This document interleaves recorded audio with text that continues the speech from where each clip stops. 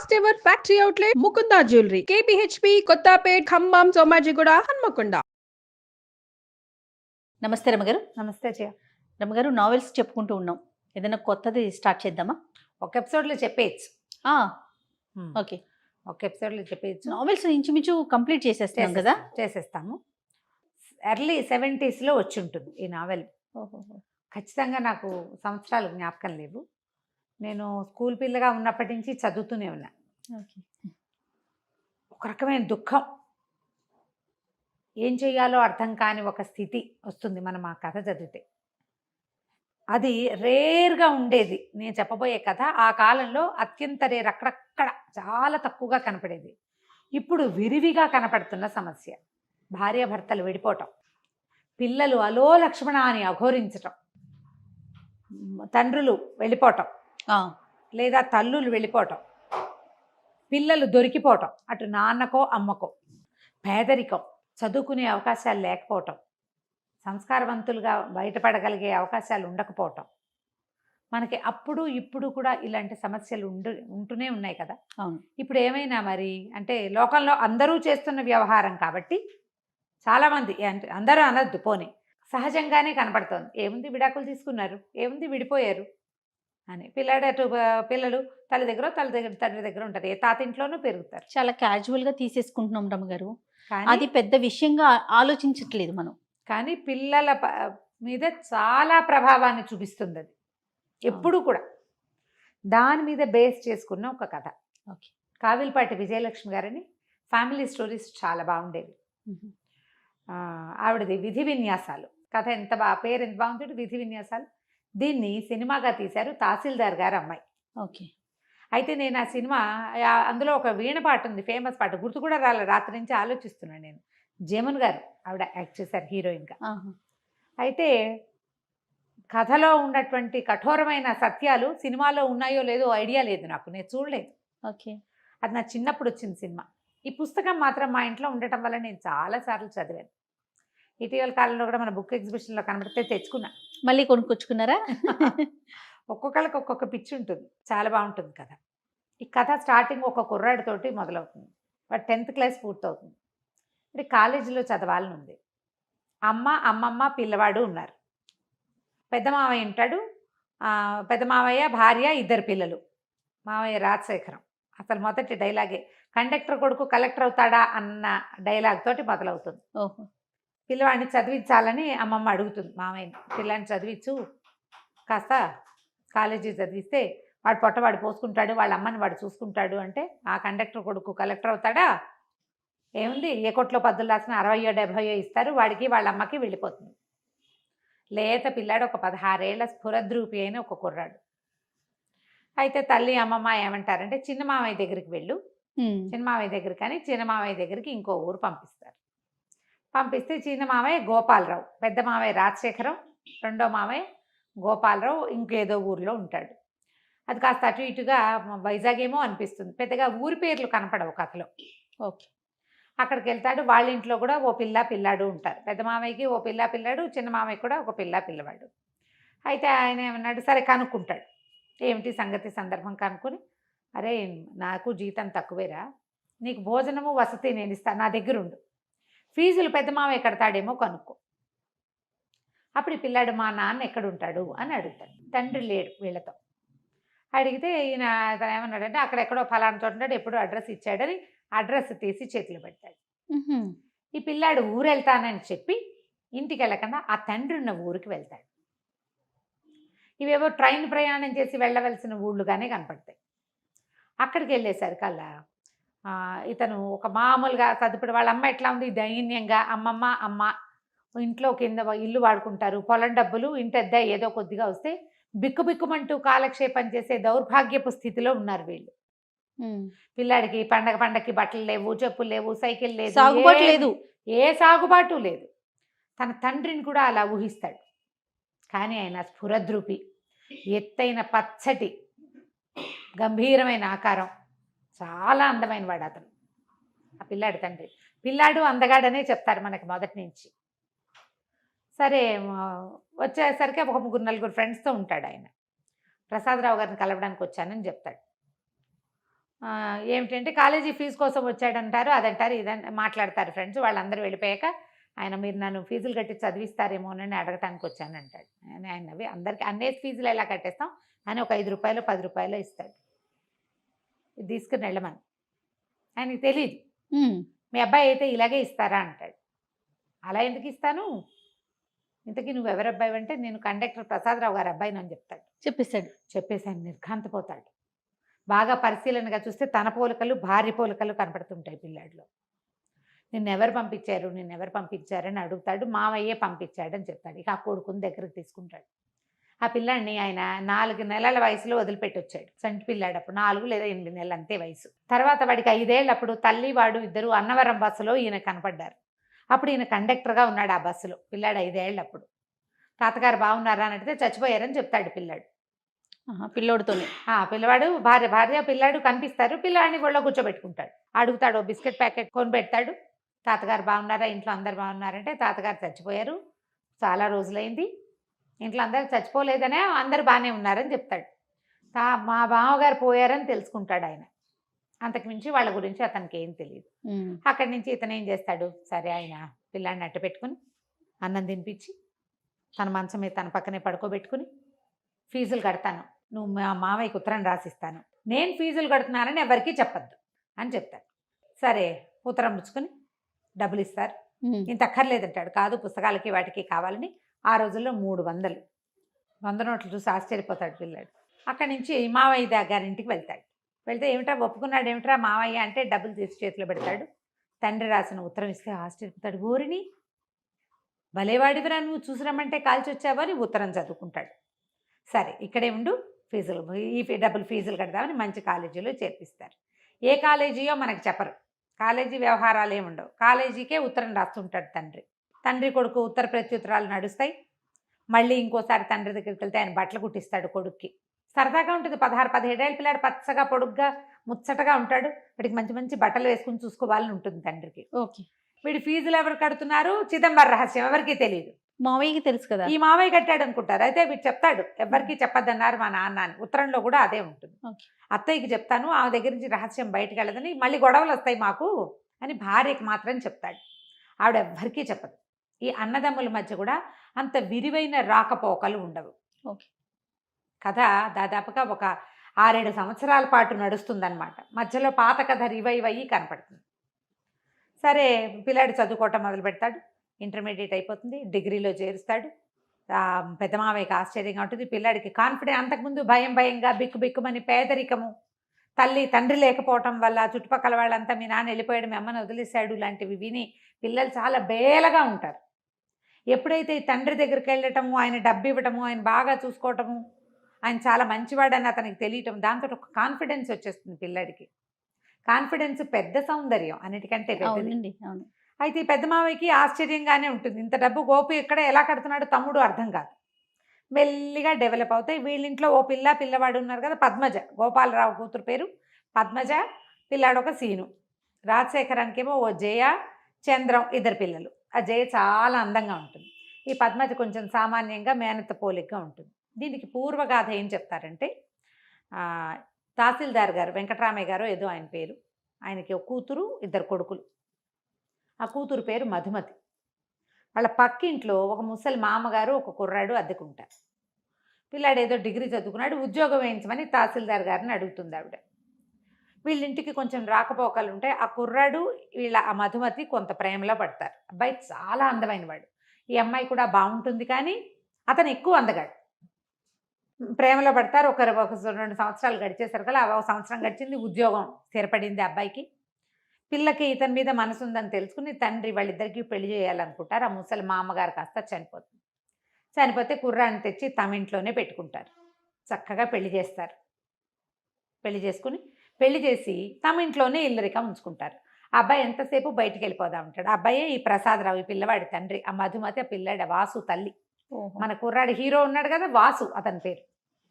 అయితే వీళ్ళిద్దరూ కలిసి ఉంటారు. 5 సంవత్సరాలకు కానీ పిల్లలు కలగరు. 5 ఏళ్లకి ఈవిడ ప్రెగ్నెంట్ అయ్యింది. క్రమంగా ఏమైందంటే, ఆ రోజుల్లో ఏదో ఒక సంఘటన జరుగుతుంది. అదేంటంటే, ఆయన ఏదో ఒక ఉద్యోగం జోగయ్యో ఎవడో ఆఫీస్లో ఉన్నటువంటి ఒక ప్యూన్ తాలూకు ఉద్యోగం తీసేసే ఒక ఇది జరుగుతుంది. జరిగితే ఆ జోగయ్యకి ఈ ప్రసాద్కి స్నేహం ఉంటుంది బాగా. ఇతను ఆ కాగితం నేను పెట్టనంటాడు. ఆయన తహసీల్దారు, ఇతను యూడీసీ, ఒక హెడ్ క్లార్కో ఏదో అవుతాడు ఇతను. ఆయన ఎంత బాగానో చూసుకుంటారు అల్లుడిని, మంచి మంచి బట్టలు కుట్టిస్తారు, ఎంత బాగుంది, ఓసారి ఎట్రా ఇట్రా అని బట్టలు చొక్కా సరిపోయింది లేదో చూస్తారు, పిల్లతో కలిసి సినిమాలకు తిప్పుతారు, నువ్వే మా ఇంటికి పెద్ద కొడుకు అంటారు. ఈ పిల్ల అంటే పంచప్రాణాలు ఆయనకి, ఎందుకంటే 4 పిల్లలు పోయాక అమ్మాయి పుట్టింది, అమ్మాయి తర్వాత 2 తమ్ముళ్ళు బతికారు, దాంతో అమ్మాయి లక్ష్మిగా భావిస్తారు ఆ మధుమతిని, దాంతో పిల్లని బయటికి పంపడం ఇష్టం ఉండదు. ఇబ్బాయి కూడా ఎవరు లేరు కదా, మా అవ్వగారు చనిపోయింది కదా, చచ్చిపోయిన ఆవిడకి ఇంకా ఎవరున్నారు, అతనికి ఎవ్వరు అన్నదమ్ములు లేరు, అక్క చెల్లెలు లేరు, అమ్మ నాన్న లేరు, అందుకని పిల్లాన్ని అట్ట పెట్టుకుంటారు ఇంట్లో. ఈ జోగయ్య వ్యవహారం వచ్చేసరికి జోగయ్య వాళ్ళ ఇంటికి రాక పోక ఉంది. ఆ జోగయ్యకి ఒక అక్క ఉంటుంది రాజమ్మ అని, ఆ అమ్మాయి కొంచెం తిరిగిపోతుంది. పుకారు ఏమని పుడుతుందంటే ఆ రాజమ్మతోటి తనకి సంబంధం ఉంది ఈ ప్రసాద్కి, అందుకనే జోగయ్య ఉద్యోగాన్ని కాపాడారు అని పుట్టింది పుకారు. ఈ చిన్నతనపు ఆడపిల్లలకి అలాంటి వార్తలు ఏమైనా తడితే ఇతను ఇంత పంచప్రాణాలుగా ఉంటాడు, తనంటే ప్రాణం పెడతాడు అనేది గుర్తురాదు.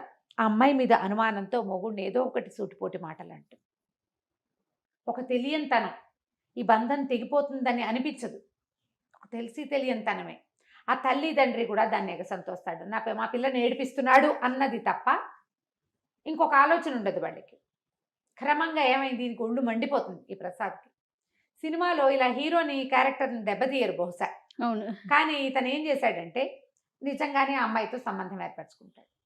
ఓహో, అది బయటకు వచ్చేస్తుంది, డబ్బు ఇవ్వడం మొదలు పెడతాడు. దాంతో ఈ అమ్మాయి చిచ్చి నేను ఇతనితో కాపురం చేయనంటూ అసహించుకుంటుంది. భర్త అంటే ఎవరికైనా ఉండేది. ఇప్పుడు ఆ రోజుల్లో ఏంటంటే ఇప్పట్లాగా విడాకులు వచ్చిన రోజులు కాదు కదా, నయానో భయానో చెప్పుకుని విడిపించుకుని ఇవన్నీ చాలా సహజంగా ఉండేవి అప్పుడు. కానీ ఆ అమ్మాయి అతిగారాభంతో పెరగటము, తండ్రికి పెద్ద ఇల్లు వాకిలి తోట దొడ్డి పెద్ద ఉద్యోగము, దానివల్ల వచ్చినటువంటి కొంచెం హై ఫీల్ తోటి అమ్మాయి భర్తను తృణీకరించేస్తుంది. దాంతో ఆయన మొత్తం ఇతని ఇంటికి వాళ్ళ మామగారు చనిపోయాక సామాన్లు తెచ్చుకుంటారు కదా, ఆ సామాన్లన్నీ బయట విసేసి పొమ్మంటారు, సంతకం పెట్టి నీకు మాకు సంబంధం లేదు అంటే సంతకం పెట్టనంటాడు. ఆ కాగితం చింపి పారేస్తాడు, వెళ్ళిపోతాడు, సామాన్లు వదిలేస్తాడు. ఏం చేస్తాడు, ఆఫీస్లో ఉద్యోగం, మామగారి ఇచ్చిన ఉద్యోగం కదా, మామగారు మొహమే గిట్టనప్పుడు ఉద్యోగం ఎలా చేస్తాడు. కానీ ఆ వెళ్ళిపోయే రోజును కూడా మామగారు గుండెలు పెట్టుకుని కూర్చో పరిగెత్తుకుంటూ వచ్చేస్తాడు. మళ్ళీ వద్దు, ఆయన అంత ప్రేమగా చూశాడు అతను, మీరు బాధపడకండి నేను వెళ్ళనంటే వద్దు, నువ్వు వెళ్ళిపోవాల్సిందే, నా కూతురు ఏడుస్తోంది నీ వల్ల, నువ్వు మా ఇంట్లో ఉండటానికి వీల్లేదు, తెన్నింటి వాసాలు లెక్క పెట్టేవాదంటావు, ఇది అని అత్త మామ ఇద్దరు తిట్టేస్తారు. భార్యని పిలుస్తాడు, వీళ్ళందరినీ వదిలే, నువ్వు నాతో వచ్చేసి మనం వేరే కాపురం పెట్టుకుందాం, నువ్వు నాతో వచ్చే, నేను అన్నీ మానేస్తా, నిన్ను బాబుని బాగా చూసుకుంటా రమ్మంటే అమ్మాయి తల తిప్పుకుని లోపలికి వెళ్ళిపోతుంది, పిలిచినా రాదు. సరే ఇతను ఏం చేస్తాడు, ఉద్యోగాన్ని రిజైన్ చేసి ఆ జోగయ్య చేతిలో పెడతాడు కాగితం, నువ్వు వెళ్ళి ఆఫీస్లో ఇచ్చేసి మీ అక్కని తీసుకెళ్ళిపోతాను, తిరుపతి వెళ్ళి పెళ్లి చేసుకుంటాను సర్కల్ పోకోండి, ఇంకా నయం, ఏదో స్నేహం చేశామంతే, మీరు రిజైన్ చేసుకుంటారో గంగలో దూకుతారో మాకు అనవసరం, మా అక్కయ్య రాదు మీకు మాకు రామ్ అంటారు. ఒక చిన్న స్నేహం చేసినందుకు ఈ ఫలితం లభించింది అనమాట. దాంతో ఈయన హతాశుడైపోయి ఇతను ఉద్యోగానికి రిజైన్ చేసి పిఎఫ్ వస్తుంది కదా, ఆ డబ్బంతా భార్య పేరు మీద రాసేసి వెళ్ళిపోయి తిరుపతి వెళ్ళిపోతాడు. తిరుపతిలో కొంతకాలానికి ఆ రాజమ్మ అతనికి తిరుపతిలో తారసపడుతుంది. ఇతను ఏం చేస్తాడు, భార్యకి తన విషయాలు తెలియజేయటం కోసం ఆ పెళ్లి చేసుకున్నానని చెప్తాడు. ఆవిడేమో ఈ తహసీల్దార్ గారికి అంటిస్తుంది ఆ రాజమ్మ, ఎల్లుడ గారు తిరుపతిలో కనపడ్డాడు, పెళ్లి చేసుకున్నట్టు చక్కగా చోకిలాగా ఉన్నాడు అని. ఇక ఇతను ఎప్పటికైనా తిరిగి వస్తే, ఇప్పుడు ఇన్ని మాటలు అన్నాక అతను తిరిగి వస్తాడని ఎట్లా అనుకుంటారు ఎవరైనా, అదే కదా జనరల్గా అవుతుందా అట్లా? ఏనాటికైనా అతను వస్తాడేమోనని ఆశ పెట్టుకుని ఉన్న ఆ అమ్మాయికి ఈ భర్త వెళ్ళిపోయే వరకు అతని మీద అసహ్యంగా ఉంటుంది. వెళ్ళిన దగ్గర నుంచి అతను తనతో ఉన్న ప్రేమాయ గుర్తొస్తుంది. పిల్లాడు తండ్రి లేని వాడైపోయాడు, చుట్టుపక్కల వాళ్ళంతా చిన్నబుచ్చుతారు, అంత మొగాడికి ఏదో ఒకటి ఉంటే దానికోసం కాపురం కాలదనుకుంటారా ఎవరైనా, అది ఎలాగో అనే మాటేగా. దాంతో ఒక విరాగిగా మారిపోతుంది ఆ అమ్మాయి. ఏ రోజు మంచి బట్టలు కట్టుకోవటం కానీ, ఓ తల్లో పూలు పెట్టుకోవటం కానీ, పెళ్ళిళ్ళకి పేరెంటాలకి వెళ్ళటం కానీ, ఇంట్లో నుంచి బయటకు కాలు పెట్టకుండా అయిపోతుంది. పిల్లని పెంచుకుంటుంది. ఇతనేమో ఒక కండక్టర్గా ఎక్కడో జీవితం గడుపుతాడు. అయితే బిఏ చదువుకున్నానని చెప్పి తిరుపతిలో ఇతను అలా ఉండగా చచ్చిపోదాం అనుకుంటాడు. ఒక స్నేహితుడు ఎవరో కనపడతాడు, కాలేజీ ఫ్రెండ్, ఇదేమిటో నువ్వు అకౌంట్స్లో చాలా గట్టివాడివి, ఇట్లా చేసావు, పదా నీకు ఏదైనా ఒక ఉద్యోగం ఇప్పిస్తా, నీ బతుకు నువ్వు బతుకుతూ కానీ దీంతో అయిపోయిందా, అని చెప్పి ఉద్యోగం వేశాడు ఒక బస్సులో కండక్టర్గా. ఆ బస్ కండక్టర్గా ఉన్నప్పుడు ఈ భార్య కొడుకుని చూస్తాడు ఆయన. ఓహో. ఆయన కండక్టర్గా ఉన్నాడని అమ్మాయి ఇంటికి వెళ్ళి తల్లికి తమ్ముళ్ళకి చెప్తుంది. ఈ కండక్టర్ కథ అయిపోయింది కదా. ఈయన బస్సులో ఉండగా ఒకసారి ఏవో అకౌంట్స్ సరిగా లేకపోతే ఇతను అకౌంట్స్ చూసి పెడితే ఆ బస్సు అని రాసి చెడిపోతాడు సీటు. ఏంటండి మీరు ఇంత బాగా చేస్తున్నారు, ఎలా చేస్తున్నారంటే ఈయన ఇంకేం చేయలేక చెప్తాడు, బిఏ చదివాను, అకౌంటెన్సీయే నా సబ్జెక్టు, ఫలానా తహసీల్దార్ ఆఫీస్లో పనిచేశాను అనేసరికి ఆయన ఆశ్చర్యపోయి మీరు అకౌంట్స్ చూడండి, ఇంకా నేను కండక్టర్ పని చేయొద్దంటాడు. జీతం పెరుగుతుంది, ఏదో చిల్లర కోసము ఒక లాటరీ టికెట్ కొంటాడు. 40,000 వస్తుంది. ఆ రోజుల్లో 40,000 అంటే ఇప్పుడు 40 లక్షలతో సమానం, ఇంకా ఎక్కువే. అయితే రక్షణ నిధికి ఇచ్చేస్తాను, ఈ డబ్బు నేనేం చేసుకుంటాను, భార్య పిల్లాడు నా నుంచి సెపరేట్ అయిపోయారు, జీవితం మీద ఆశ లేదంటే ఆయన ఒప్పుకోడు. అలా వద్దు, ఎక్కడైనా డబ్బు మదుపు పెట్టండి, మీకు కాకపోతే ఎవరికో వస్తుంది, డబ్బులు వస్తూ ఉంటాయి, ఎవరికైనా పిల్లలకి పేద పిల్లలకి చదువుకోవడానికి దానికి సహాయం చేద్దురు. కానీ ఓసారి డబ్బు ఇచ్చేయటం ఏంటండి, ఓ 2,000 ఇవ్వండి, మిగిలిన 8,000 మిగిలిన డబ్బులు మదుపు పెట్టండి అని బలవంత పెడతాడు. పెట్టేసరికల్లా కొంత డబ్బు రక్షణ నిధికి ఇచ్చి ఒక రైస్ మిల్ ఏదో కొంటాడు. అట్లా అట్లా బ్రెయిన్ బాగుంది, మంచి తెలివైన వాడు కదా, అట్లా అట్లా అట్లా డెవలప్ అవుతుంది. ఈయన చక్కగా మంచి పెద్ద బిజినెస్ షాపు, బోల్డన్ వ్యవహారాలు ఉండే. ఈయన ఇలా ఉండిపోయాడు. పెళ్ళానికి అహంకారము పొగరు అనుకుంటాడు అతను. ఆ అమ్మాయికి ఎలాంటి దుర్భరమైన జీవితం లభించింది చివరికి ఆయనకి తెలియదు.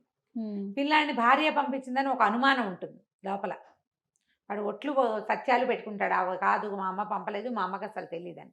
ఇప్పుడు ఈయన ఈ డబ్బులు ఇస్తున్న సంగతి చెప్పొద్దంటాడు. ఈ పిల్లాడు చక్కగా కళగా మంచి మంచి బట్టలు వేసుకుంటాడు, చక్కగా చదువుకుంటాడు, బిఏ అయిపోతుంది. అయితే డిగ్రీ అయిపోయాక ఇంకా నేను చదవను అని తల్లి చెప్తాడు. ఇతను తల్లిని చూడడానికి వెళ్ళేసరికి ఏమవుతుంది, మేనమామ పెద్ద మేనమామ పక్క దగ్గరే ఉంటారు కదా, వాళ్ళు పొలం డబ్బులు అవి ఇవ్వడం మానేస్తారు. ఈ వాళ్ళు ఏం చేస్తారంటే ఆస్తులు, నాన్నగారు చనిపోయాక ఆస్తులు వాటా వేసినప్పుడు 2 వాటాలే పడతాయి.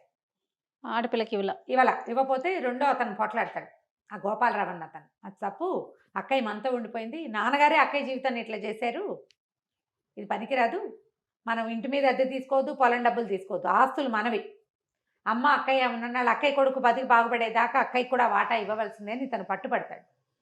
ఎప్పుడైతే ఈ పిల్లాడు బ్రహ్మాండంగా చదువుకుంటూ జామను బట్టలు వేసుకుని తిరుగుతూ వాచీలు పెట్టుకుంటూ ఉండేసరికల్లా మేనమావకి ఏమనిపిస్తుంటే డబ్బంతా నీ కొడుకు దోచిపెట్టి ఇక్కడ పేద వేషం వేస్తున్నావు, ఇక నేను మీకు డబ్బు ఇవ్వను అని చెప్పేస్తాడు. అయితే కథలో ఒక అర్థం కాని మ్యాటర్ ఎక్కడ కనపడుతుందంటే అమ్మాయికి ఒక 30 తులాల బంగారము, పట్టు చీరలు అవి ఇస్తాడు ప్రసాదరావు. ఆ బంగారం ఏమైంది అనే మాట చెప్పరు. పెళ్ళప్పుడు మా అమ్మది అని చెప్పి ఇస్తారు, మంచి మంచి వస్తువులు కొనిపెట్టారని చెప్తారు. మరి ఆ బంగారం ఆయన పట్టుకెళ్ళాడో ఈవిడ పట్టుకెళ్ళిందో అర్థం కాదు. మరి నా చిన్నప్పుడే నాకు అర్థమయ్యేది కాదు. వీళ్ళ దగ్గర గోల్డ్ ఉంది కదా, మరి ఆ గోల్డ్ కూడా పారేసింది. ఇతను సామాన్లు వదిలిపెట్టి వెళ్ళిపోయాడు కదా, నాన్నగారు ఏం చేస్తారు, అవన్నీ దానం చేసేసారు. ఆఖరికి ప్రావిడెంట్ ఫండ్ డబ్బు భర్తది కూతురుకు వస్తే అది కూడా ఆయన రక్షణ నిధికి ఇచ్చేశారు. వాడి డబ్బు కూడా నాకు వద్దని. కానీ వాడి కొడుకు మాత్రం ఉండిపోయాడు ఆవిడ దగ్గర. ఇప్పుడు డబ్బు వస్తువుల కంటే పిల్లలు ఎక్కువ కదా, జీన్స్ కదా అవి, అది ఆలోచించారు. దాని కొడుకే అనుకుంటారు, అతని కొడుకు అన్న ధ్యాస ఉండదు. చాలా మంది చేస్తారు ఇలాంటి ఆలోచన, పిల్లల దగ్గర ఆలోచించరు అట్లా. సరే ఏమవుతుంది, డబ్బులు లేవు, తల్లి పరమ పేదరికంలో ఉంటుంది. మా అమ్మమ్మ ఒంటిపూట తింటున్నారు, నేను ఇంకా చదువుకోనని ఏడ్చి మొత్తుకుంటాడు తండ్రి దగ్గర. ఆయన ఒప్పుకోడు. నువ్వు కండక్టర్ కొడుకు కలెక్టర్ అవుతాడా అన్నాడు మీ మామయ్య. కలెక్టర్ అయ్యి చూపించాలి, నువ్వు సెటిల్ అవ్వడం కావాలి, నువ్వు కలెక్టర్ అయ్యి భార్య పిల్లలతోటి బాగుంటే చూడాలనుంది నాకు, నువ్వు చేయడానికి వీల్లేదంటే మా అమ్మ ఇట్లాంటి పరిస్థితుల్లో ఉంటే నేను ఇలా మీరు కుట్టించిన ఉలెన్ సూట్లు అవి వేసుకుని వాచీలు ఉంగరాలు పెట్టుకుని స్కూటర్ కొని పెడతానంటాడు. ఎంఏకి యూనివర్సిటీ దూరం కాబట్టి స్కూటర్ కొంటారు, స్కూటర్ నేర్పిస్తాడు మనిషి వచ్చేంటే. ఒప్పుకోడు వీడు పిల్లవాడు. ఒప్పుకోకపోతే అతను ఆయన గట్టిగా బతిమలాడి సరే మీ అమ్మకి నేను ఏర్పాటు చేస్తానని ఓ 10 చీరలు వీడికి బట్టలు కొని వాసుకి, భార్యకు కూడా బోళ్ళని చీరలు నా జాకెట్లు అన్నీ కొనిచ్చేసి నువ్వు పట్టుకెళ్ళు, మీ మామయ్యకి నేను ఉత్తరం రాస్తానని చెప్తాడు. వీరు తండ్రి దగ్గర నుంచి ఇంటికి వెళ్ళేసరికల్లా తల్లి వస్తుందన్న కబురుతో సిద్ధంగా ఉంటుంది. అయితే ఈ గోపాలరావు ఏం చెప్తానంటే మీ నాన్న నువ్వు ఉంటున్నావు కాబట్టి నాకు డబ్బు ఇస్తూనే ఉన్నాడు, మీ అమ్మని తెచ్చి నా దగ్గర పెట్టుకోమని చెప్తున్నాడు, నేను తీసుకొస్తానులే అని చెప్పి వాళ్ళ అన్నదమ్ములు ఇద్దరు మాట్లాడుకుని ఇక అక్కయ్యని నా దగ్గర ఉంచుకుంటా, తన కొడుకు చదువుకున్నాక వాళ్ళిద్దరు వాళ్ళ దారిని వాళ్ళు వెళ్తారు, అమ్మని నువ్వు అట్టి పెట్టేసుకో, పొలం డబ్బు ఇంటి మీద వచ్చే అద్దె చెరసగం తీసేసుకుందాం అని చెప్పేసి అక్కయ్య నువ్వు నా దగ్గర ఉండు, నీ కొడుకు చదువు పూర్తయ్యేదాకా అని వాళ్ళ అక్కని పిలుచుకుంటాడు. ఏరా అమ్మని నువ్వు అన్నయ్య పంచుకున్నారని బాధపడుతుంది, కానీ మెల్లిగా వీళ్ళ ఇంట్లో ఎక్కష్టం అయిపోతుంది. ఈ కథలో ఒక అంతర్వాహినిగా మనకేం కనపడుతుందంటే ఈ గోపాలరావు కూతురు పద్మజ ఆ పిల్ల ఈ వాసుకి అట్రాక్ట్ అవుతూ ఉంటుంది. కానీ ఇతనికి అలాంటి భావాలు ఉండవు. వీరికి జయ చాలా అందంగా తనే అనిపిస్తుంది, కానీ అది అక్కడే ఉండదు. ఆ అమ్మాయి దానికి వేరే ఫ్రెండ్స్ ఉంటూ ఉంటారు. కథ స్లోగా నడుస్తుంది, చక్కటి సంభాషణ. పుస్తకం దొరికితే మొదలు పెట్టామంటే చివరి దాకా వదలలేం మనం. చకచకా నడిచి వెళ్ళిపోతుంది. నేను ఇంకా స్పీడ్గా కూడా చెప్పేస్తున్నాను. సరే, ఎంఏ పూర్తవుతుంది అబ్బాయికి. ఐఏఎస్ సెలెక్షన్ కూడా అయిపోతుంది. ఐఏఎస్ సెలెక్షన్ అవుతుంది. అయిన తర్వాత అప్పుడు పెళ్లి చేసుకోమంటాడు తను. పెళ్లి చేసుకోమంటే నేను పెళ్లి చేసుకోను, మా అమ్మ నాన్న కలిసి ఉండాలని నా కోరిక. అంటే పిచ్చ కింద నీకు, మా జీవితాలు ఎప్పుడో ముక్కలైపోయినాయి, మనసులు ముక్కలైపోయినాయి మావి, మేము కలవం అంటే కాదు, మా అమ్మ ఒప్పుకుంటే మీరు కలిసి ఉంటారా అంటే, ఆయన ముందు మీ అమ్మని అడుగు, అప్పుడు చూద్దామండి అనేసరికల్లా సరే ఈ సెలక్షన్స్ అవి ఇతను ట్రైనింగ్కి వెళ్ళే ముందు తల్లిని ఓ రోజు పిలిచి అడుగుతాడు, అమ్మ నాన్నగారు ఎక్కడున్నా ఒకవేళ ఆయన వచ్చి నేను తీసుకెళ్తానంటే ఆయనతో పాటు ఉంటావా నువ్వు అని. ఆవిడ, నాకు అంత అదృష్టం ఉందా, నా తెలివి తక్కువతనం, మా తండ్రికి ఉన్న డబ్బు గల వాళ్ళ పిల్ల కాబట్టి ఆవిడ హాయిగా ఉందనుకుంటాడు ఆయన. కానీ తండ్రి చనిపోగానే, తండ్రి ఉద్యోగం పోగానే వాళ్ళకున్న ఆస్తి 3 ముక్కలు అయిపోదు. అంతేగా, పదవిలో ఉన్నప్పుడు పదవిలో లేనప్పుడు అసలు మనిషే లేనప్పుడు తేడా ఉండదు. అతనికి ఆ సంగతి ఆలోచనకి రాదు, తెలియదు అతనికి. డబ్బులున్న వాళ్ళ పిల్ల, ఆ పిల్లకి డబ్బు వల్ల అహంకారం అనుకుంటాడు. కానీ ఆ ఏజ్కి ఇట్లా పరస్త్రీలతో సంబంధం ఉంది భర్త కంటే, దాన్ని ఓర్చుకోలేరనే విషయం ఈయనకు అర్థం కాదు. ఒక చిన్న మేలిగో మొండితనం అతనికి. పెద్దింట్లో పుట్టడం వల్ల నేను అనే ఫీలింగ్ ఆవిడికి.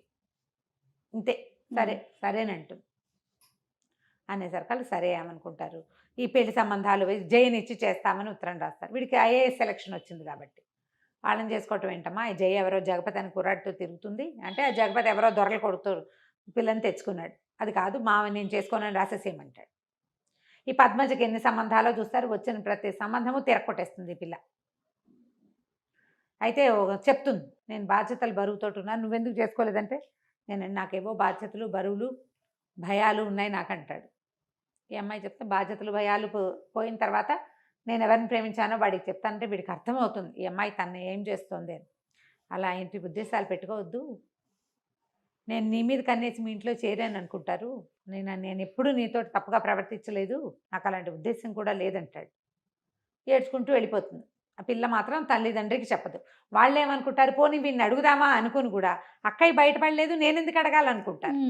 ఎవరికి వాళ్ళకి మనసులో ఉంది కానీ ఊరుకుంటారు. ఈ మధుమతికి ఏమని ఉంటుంది, పిల్లాడిని ఇంత చదివించాడు తమ్ముడు, పిల్లనిచ్చే ఉద్దేశంతో చదివించి ఉంటాడు అనుకుంటుంది. కానీ ఆవిడకి లీలగా అనుమానం ఉంటుంది, ఎవరికైనా ఇల్లరికానికి కొడుకు ఒప్పుకున్నాడా, అందుకే వాళ్ళు డబ్బిస్తున్నారా, లేదా ఎవరికైనా దత్తత వస్తానని ఒప్పుకుంటే వాళ్ళు డబ్బిచ్చి చదివిస్తున్నారేమోనని. వాటికి ఒప్పుకోవద్దంటుంది. పక్కింట్లో ఉన్న తహసీల్దార్ గారికి ఒక లావుగా నల్లగా బొద్దుగా ఉన్న పిల్ల ఒకటి ఉంటుంది, వాళ్ళు ఉద్యోగం వేయిస్తామని మనవరాలను చేసుకోమంటారు. ఈ అమ్మాయి చెప్తుంది, తహసీల్దార్ గారు వీళ్ళ పక్కిల్లే, ఈ పక్కింట్లో అద్దెకుంటే కదా నా భర్తకు ఉద్యోగం వేయించి నేను ఇంట్లోకి తీసుకొచ్చుకున్నాను, నా పిల్లాడు ఇల్లరికం వెళ్ళకూడదు. ఈ ఉద్యోగస్తులు ఉద్యోగం వేయించగలిగే వాళ్ళు ఇంటి పిల్లని చేసుకుంటే వాళ్ళ నాన్న బతికే అవుతుంది వాడిది కూడా. ఈ పిల్లాడు ఇంచుమించుగా వాళ్ళ నాన్నక మళ్ళీనే ఉంటాడు. నాకు గుర్తుండి శోభన్ బాబు గారు ఏమైనా డబల్ యాక్షన్ ఏమోనని అనుకుంటా, గుర్తులేదు నాకు, దానికోసం సెర్చ్ చేసే టైం కూడా లేదు. ఈ పూటే కదా అనుకున్నాం చెప్దామని. అయితే ఏమవుతుంది, సరే ఇతను ఉత్తరం రాస్తాడు, అమ్మ మీతో రావడానికి సిద్ధంగా ఉంది, మామయ్యకి ఉత్తరం రాయండి అని రాస్తే ఆయనేం అర్థం చేసుకుంటాడు, ఓహో చిన్న మామయ్య కూతురుని చేసుకోదలుచుకున్నాడని ఇతనికి ఉత్తరం రాస్తాడు. గోపాలం మీ అమ్మాయిని చేసుకోవడానికి మా వాడికి ఇష్టమే, మీ పిల్లనిచ్చి మా వాడికి పెళ్లి చేసేయాలి. వాళ్ళు ఏం చేస్తారు, వాసుకి ఓకేటా వాళ్ళ నాన్నతో ఉత్తరం రాయించాడు అని అనుకుని, అక్కయ్య మా అమ్మాయిని చేసుకోవే అని అడుగుతాడు. అదేరా మరి సంబంధాలు చూస్తుంటే, అవును నువ్వు తేల్తామని చూశాను, నువ్వు తేలలేదు, అతనికి ఏంటంటే బాగా డబ్బిస్తున్నాడు అనే విషయం అక్కయ్యకి చెప్పకూడదు. నువ్వు తేలలేదు, అక్కడికి వెళ్ళి ఉత్తరం రాశాడు వాడు అని చెప్తాడు. చెప్పేసరికి ఆవిడ సంతోషిస్తుంది. మేనకోడలు అంటే చాలా ఇష్టం, పిల్ల బుద్ధిమంతురాలు, కానీ అందంగా ఉంది అని చూపించారు, గుండ్రటి మెరిసే కళ్ళు అని మాత్రం చెప్తారు అంతే. ఆ పెద్ద పిల్ల జయే అందంగా ఉందని చెప్తారు కథలో. సరే వీళ్ళు ఏం చేస్తారు, చక్కగానే శుభలేఖలు గివలేఖలు వేయించేస్తారు, శుభలేఖలు ఒక కట్ట పంపిస్తారు. ఇతను ఏమనుకుంటాడు, సరే ఆలోచించుకుంటూ పద్మజకి నేనంటే ఇష్టం, పోనీ పద్మజని చేసుకుందామని అనిపిస్తోంది, మామయ్యని అడిగితే ఎలా ఉంటుంది, మామయ్యకి ఉత్తరం రాద్దాం అనుకుంటాడు. పెళ్లి కార్డులు వస్తాయి, ఇతను తెల్లబోతాడు, ఇదేంటి ఇలా వచ్చినాయి అని. ఆ మామయ్య రాస్తాడు ఉత్తరం, నువ్వు రాయటం ఎందుకు, మీ నాన్నతో రాయించావు ఎందుకు రా, ఇక్కడ ఉండగా నువ్వు చెప్తే నేను కాదంటానా, నీ నోటితో నువ్వు చెప్తే అది కూడా బాగా సంతోషించేది. మీ నాన్నతో రాయించామంటే అప్పుడు అతనికి స్ట్రైక్ అవుతుంది, తండ్రి ఏం చేశాడు అని. సరే పెళ్ళి రెడీ అయిపోయింది. పెళ్ళికి అందరూ వచ్చేస్తారు. ఆ పెళ్లి రోజు ముందు రోజు అక్కయ్య గోపాలరావుని అడుగుతుందన్నమాట మధుమతి గారు, మీ బావ ఎక్కడున్నారు, జాయింట్ కలెక్టర్ వీడు, ఎంతమందో పెద్దవాళ్ళు వస్తారు, తండ్రి లేకుండా తల్లి ఒక్కతే ఇలాగా బోసిమోహంతో కనపడితే బాగుండదురా, ఆయన ఎక్కడున్నారు, ఆ పెళ్ళి కాసేపు వచ్చి అక్షింతలు వేసి వెళ్ళమనంటే, ఆయన ఇంకో భార్యా పిల్లలు ఉన్నంటే ఆయనకి ఏం భార్యా పిల్లలు లేరులే, వస్తాడులే అని నవ్వుతాడు. వీళ్ళందరికీ నవ్వులాటగా ఉంది. నా బతికిట్ట ముక్కలైపోయింది. ఇంటల్లుడు లేడు, ఇంట్లో పెళ్ళి, ఇంటల్లుడు లేడు, పిల్లాడి పెళ్ళి, తండ్రి లేడు, వాళ్ళకి ఎవ్వరికీ ఆ లోటు తెలియట్లేదు, నాకు ఒకదానికే తెలుస్తుంది అనుకుంటుంది. తర్వాత ఎన్నిసార్లు అనుకుంటుంది. అతను వెళ్ళిపోయాక ఆవిడ పొరపాటు చేశాను, అతను రా అని పిలిచేవాడు, వేరే కాపురం పెట్టుకుందామని ఎన్నిసార్లు అడిగాడు, ఆ రోజు కూడా రమ్మన్నాడు, నేను వెళ్ళకపోవటం ఎంత పొరపాటు చేశాను, పిల్లాడికి వాడి భవిష్యత్తు పాడు చేసేసా, నా జీవితము అంధకార బంధనం చేసుకున్నాను, ఇట్లా వాళ్ళ ఇంట్లో పడి వాళ్ళ చిత్కారాలు తింటూ ఉండవలసి వచ్చింది. అన్నదమ్ములకు పెళ్ళిళ్ళు అయ్యేసరికల్లా ముద్దు ముచ్చట మా అక్కయ్య ప్రేమ ఎందుకుంటుంది. సరే మధ్యాహ్నానికి ఒక ఆయన 2 పెట్టెలు సూట్ కేసు తోటి వస్తాడు, 2 సూట్ కేసులు, హోల్డాలు అవి పట్టుకుని. ఆ పాతకాల కథలు హోల్డాలు బాగా కథలు కనపడతాయి అన్నమాట. బెడ్డింగ్ లాంటిది, అందులో చాలా సామాన్లు ఉంటాయి, పరుపు కూడా ఉంటుంది, ఎక్కడైనా కావాలంటే పరుచుకుని పడుకునేటట్టుగా. వాటితో వస్తే ఆశ్చర్యపోతారు, ఎవరో చుట్టాలు వచ్చారు. సరే అక్కడి నుంచి అక్కయ్య బావ వచ్చారు, పైకి వెళ్ళమని చెప్తాడు. ఇప్పుడు వెళ్తే పైకి ఈవిడేం ఊహించుకుంటుంది, అప్పుడెప్పుడో 20 ఏళ్ల క్రితం చూసింది ఒక ఆయన్ని. ఆయన ఎట్లా ఉన్నాడు, కండక్టర్ బక్క చిక్కిపోయి, మొహం అంతా పీక్కుపోయి, జుట్టు ఎర్రగా పీచుకొని, నూనె తైల సంస్కారం లేని జుట్టు, దవడలు లాక్కుపోయిన ఒక బక్క మొహం గుర్తుంది ఆవిడికి. అప్పటికి అతను చాలా నిరాశ దృక్పథంలో ఉన్నాడు కదా. ఇప్పుడు ఆశ్చర్యపోతుంది ఈయన్ని చూసి. ఆయన ఎంత మనిషి, ఆజానుబాహువు, చక్కగా పచ్చగా విశాలంగా నుదురు, బ్రహ్మాండంగా అద్భుతమైన సౌందర్యవంతుడుగా కనపడతాడు.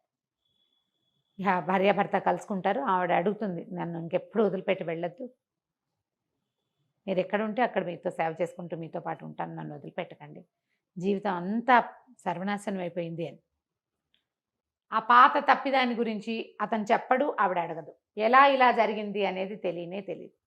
భార్యకు చెప్తాడు, నీ మొదటి రోజునే వీడు 6 ఏళ్ల క్రితమే నా దగ్గరకు వచ్చాడు, 7 సంవత్సరాల క్రితమే, 10th పాస్ అయ్యాక నేనే చదివించాను వాడిని, వాడి ఒంటి మీద ఉన్న ప్రతి గుడ్డ నేను కొన్నదే, నీకు చెప్పొద్దన్నాను, వాడు నాతో యుద్ధం చేశాడు ఒక రకంగా, మా అమ్మ మంచిది అని, నేను నా కొడుకు పక్కన నిలబడి నిన్ను చూడాలనుకున్నాను, నేను ఓడిపోయి నువ్వే కావాలని అడగాలనుకోలేదు అని చెప్తాడు.